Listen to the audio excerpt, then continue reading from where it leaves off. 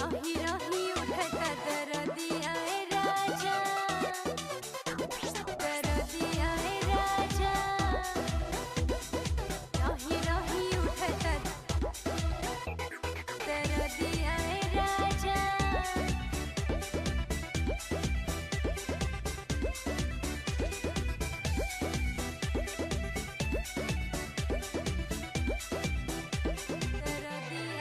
रही रही उठता दरदिया ए राजा, दरदिया ए राजा। रही रही उठता दरदिया ए राजा। बड़ा जोर पे रात कमरिया हो कुछ कारी कारी कारी। ए रानी भीतरी के हौवे ई दर्द हो तनी सहा। ए रानी भीतरी के हौवे ई दर्द हो तनी सहा।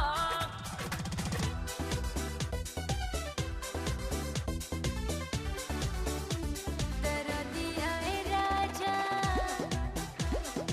रही रही उठता बटे बहुत तरात तने सोनी हमर बात राजा।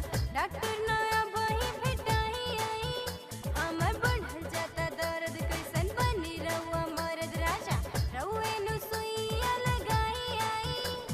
ई कैसे सुइया लगाई हमरा लागत डर। ए रानी होई जाई गड़बड़ हम तो हई ना डॉक्टर।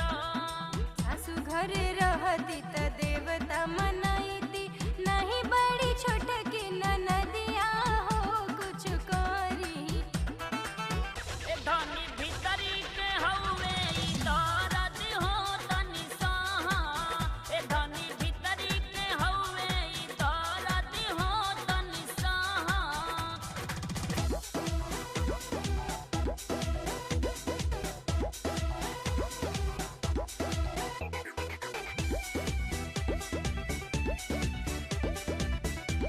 दरदिया ए राजा।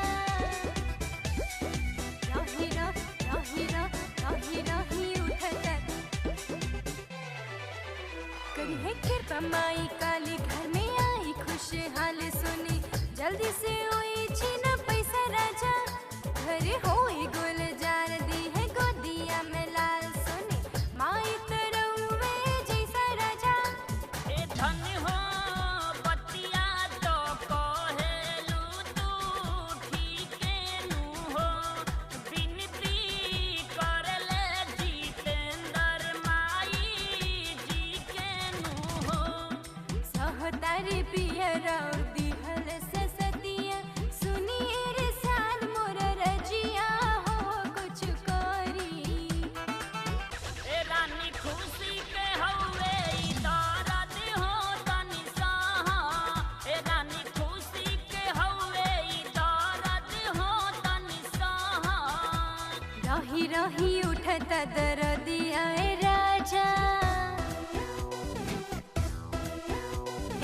रही रही उठता दरदिया ए